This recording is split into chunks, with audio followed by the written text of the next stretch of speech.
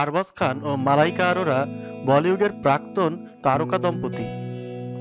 দীর্ঘ ১৮ বছরের সংসার জীবনের ইতি টানেন তারা। এক বছরের স্মৃতি, মায়ার বাঁধন ছেঁড়ার আগের রাতে কি হয়েছিল।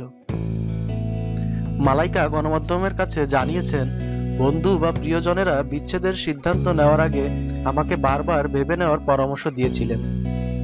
এমনকি যেদিন বিচ্ছেদ হয়েছিল তার আগের দিন রাতেও পরিবারের লোকেরা আমাকে আবারও চিন্তাভাবনা করার পরামর্শ দিয়েছিল।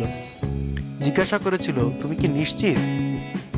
তোমার সিদ্ধান্ত সম্পর্কে ১০০% নিশ্চিত তো তুমি? আসলে আমাকে নিয়ে যারা চিন্তা করে তারাই এসব জানতে চেয়েছিল। বিচ্ছেদের সিদ্ধান্ত তাদের দুজনেরই ছিল, একথা স্পষ্ট করে দিয়েছেন মালাইকা। আর সেই সিদ্ধান্তকে সম্মান জানিয়েছিলেন প্রিয়জনেরা। জীবনের কঠিন সময়ে পরিবারকে পাশে পেয়েছেন এই অভিনেত্রী। উল্লেখ্য, আরবাজ ও মালাইকার বিচ্ছেদের কারণ হিসেবে উঠে আসে অভিনেতা অর্জুন কাপুরের নাম।